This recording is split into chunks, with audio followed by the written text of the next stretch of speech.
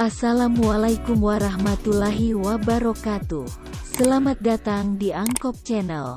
Jangan lupa subscribe, like, dan share. Pada video kali ini, kita akan membahas tentang soal ujian P3K tahun 2022. Soal kompetensi teknis, ujian tes P3K tahun 2022.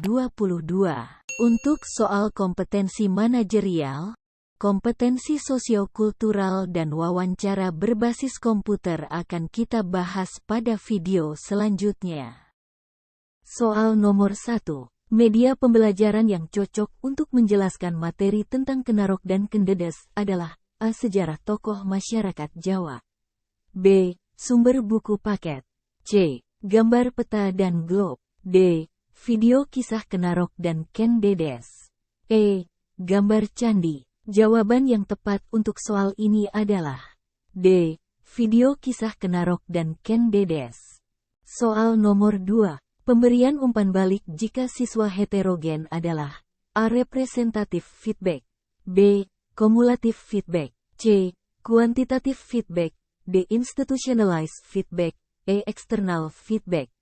Jawaban yang tepat untuk soal ini adalah A. Representative feedback. Soal nomor 3. Pemberian umpan balik kepada peserta didik penting dilakukan meningkatkan keberhasilan, memperbaiki kesalahan, membantu untuk mengungkap kesalahpahaman, menyarankan perbaikan tertentu.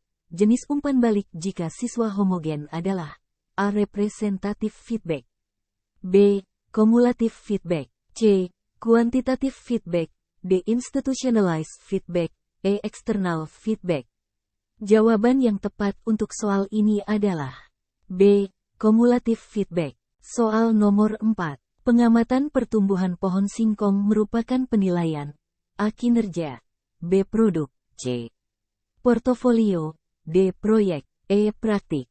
Jawaban yang tepat untuk soal ini adalah D. Proyek. Soal nomor 5. Menyanyikan lagu Indonesia Raya merupakan penilaian A. Kinerja, B. Produk, C. Portofolio, D. Proyek, E. Praktik. Jawaban yang tepat untuk soal ini adalah E. Praktik. Soal nomor 6. Membuat anyaman merupakan penilaian A. Kinerja, B. Produk, C. Portofolio, D. Proyek, E. Praktik. Jawaban yang tepat untuk soal ini adalah B. Produk. Soal nomor 7. Siswa membuat laporan hasil pengamatan proses fotosintesis termasuk penilaian A. Kinerja, B. Produk, C. Portofolio, D. Proyek, E. Praktik. Jawaban yang tepat untuk soal ini adalah B. Produk.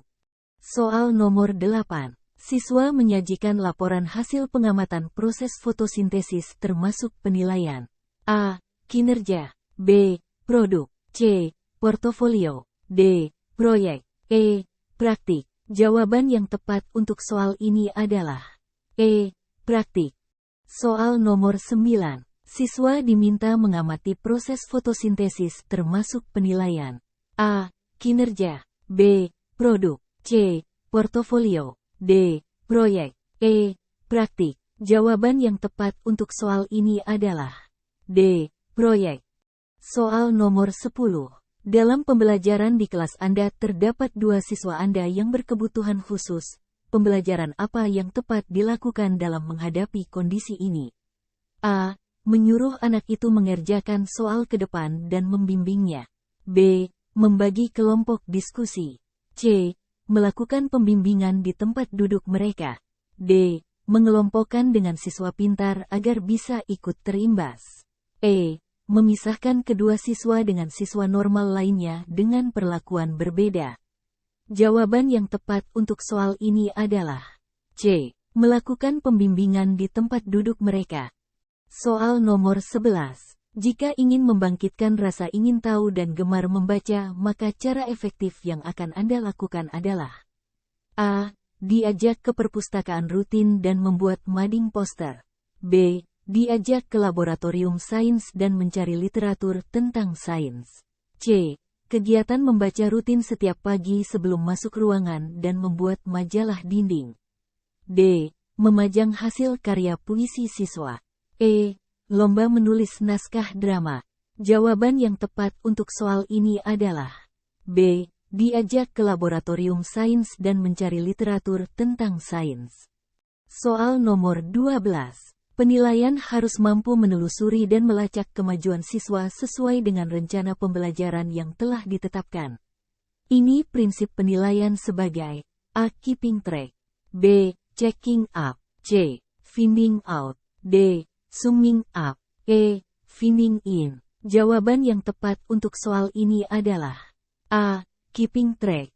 Soal nomor 13. Penilaian harus mampu mengecek ketercapaian kemampuan peserta didik dalam proses pembelajaran. Ini adalah prinsip penilaian otentik sebagai A. Keeping track, B. Checking up, C. Finding out, D. Summing up, E. Finding in. Jawaban yang tepat untuk soal ini adalah B. Checking up. Soal nomor 14. Guru menguasai bidang keilmuan lain yang menunjang proses pembelajaran adalah kompetensi. A. Pedagogik, B. Profesional, C. Kepribadian, D. Sosial, E. Budaya. Jawaban yang tepat untuk soal ini adalah A. Pedagogik. Soal nomor 15. Dalam mengawali pelajarannya, Pak Mamas Nendar menyampaikan suatu permasalahan guna menggugah dan menimbulkan kepenasaran para siswanya. Langkah tersebut bertujuan untuk mendorong para siswa agar mau mengembangkan kreativitasnya. Langkah yang dilakukan Pak Mamas Nendar itu merupakan bagian dari model pembelajaran. A. Portofolio, B. Scientific, C. Penemuan discovery learning, D. Authentic, E. Contextual teaching and learning. Jawaban yang tepat untuk soal ini adalah C. Penemuan discovery. Soal nomor 16. Dalam mengawali pelajarannya, Pak Ali merumuskan pertanyaan, mengumpulkan data, informasi dengan berbagai teknik, mengasosiasi, menganalisis, mengolah data, informasi, dan menarik kesimpulan serta mengkomunikasikan hasil yang terdiri dari kesimpulan untuk memperoleh pengetahuan, keterampilan dan sikap. Langkah yang dilakukan Pak Ali itu merupakan bagian dari model pembelajaran, A. Portofolio, B. Scientific, C. Penemuan, D. Authentic, E. Kontekstual. Jawaban yang tepat untuk soal ini adalah B. Scientific. Soal nomor 17. Manakah cara yang paling efektif dan bermakna dalam mengkomunikasikan hasil penilaian harian atau capaian sementara kepada siswa dan orang tua? A. Menggunakan angka-angka dan peringkat sementara siswa dalam kelas. B. Menggunakan angka-angka tanpa disertai peringkat. C. Dalam bentuk kategori A, sangat baik, B. Sama dengan baik, C. Sama dengan kurang, D. Kurang sekali. D. Dalam bentuk angka, KKM yang dicapai pada mata pelajaran dan kelulusannya. E. Dalam bentuk deskripsi tentang KKM yang sudah dicapai dan belum dicapai. Jawaban yang tepat untuk soal ini adalah E. Dalam bentuk deskripsi tentang KKM yang sudah dicapai dan belum dicapai. Soal nomor 18. Penilaian yang dilakukan oleh seorang guru harus dapat menilai kemampuan siswa sesuai dengan tuntutan kurikulum dan meliputi berbagai aspek. Hal ini sesuai dengan prinsip A. Terbuka, B. Menyeluruh, C. Bermakna, D. Adil, E. Sahih. Jawaban yang tepat untuk soal ini adalah B. Menyeluruh. Soal nomor 19. Salah satu indikator yang dapat menunjukkan kualitas butir tes uraian yang baik adalah A. Menuntut jawaban berupa ungkapan pendapat siswa, B. Menuntut jawaban berupa fakta-fakta yang sebenarnya, C. Ditulis dalam bahasa Indonesia yang baik dan benar, D. Ditulis oleh guru yang mengajar di kelas E. Pertanyaan tidak berupa kalimat yang panjang. Jawaban yang tepat untuk soal ini adalah A. Menuntut jawaban berupa ungkapan pendapat siswa. Soal nomor 20. Berikut ini merupakan faktor-faktor yang perlu diperhatikan dalam pengembangan kisi-kisi tes uraian, kecuali A. Penentuan alokasi waktu, B. Penentuan pokok bahasan, C. Penentuan indikator tujuan, D. Pendistribusian butir soal. Untuk jawaban nomor 20 silakan isi jawaban Anda di kolom komentar. Untuk lanjutan soal 21 sampai soal nomor 40.